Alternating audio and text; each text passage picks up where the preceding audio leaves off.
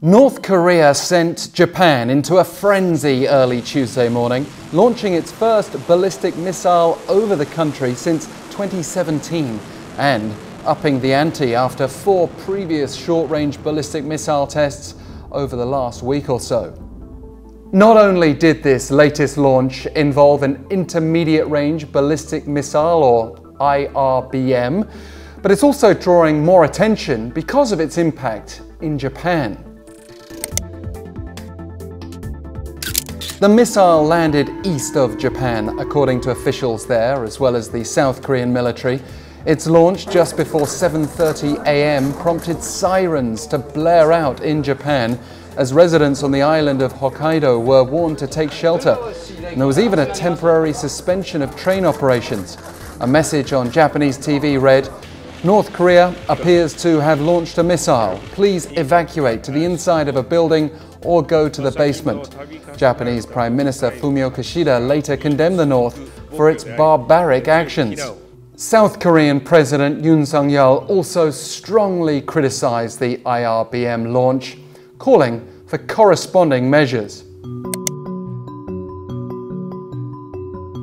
The South's Joint Chiefs of Staff said the missile flew around 4,500 kilometers at an apogee of about 970 kilometers and at a top speed of Mach 17, well beyond the hypersonic threshold. So not only was this a breach of UN Security Council resolutions, but it was a more threatening test than the North's previous launches this year. While Seoul is immediately pursuing tougher sanctions among other consequences, we have already seen China and Russia block stronger UNSC sanctions against the North in recent months. South Korea also showed off an impressive array of weapons and military hardware over the weekend for Armed Forces Day, while the South, the United States and Japan all just wrapped up joint defense drills last week. Tensions certainly are rising due to various factors.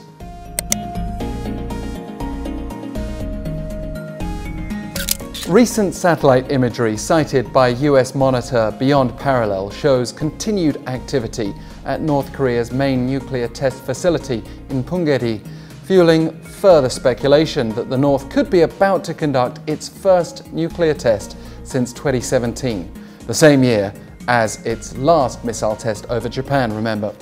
Another negative indicator Tuesday morning was that North Korea did not respond to a routine call from the South via their inter-Korean liaison communication line. And in addition to being upset by recent Allied drills in the region, North Korea will have been angered by balloons flown over the inter-Korean border from the South by a defector group, albeit against the official wishes of the South Korean government. The group said Sunday it had released 8 large balloons carrying various items from booklets about South Korea's prosperity to pain relief medication to vitamin C tablets. Earlier this year, North Korea blamed items flown from South Korea for its first official COVID-19 outbreak, and there will be plenty of blame to go round in the coming days.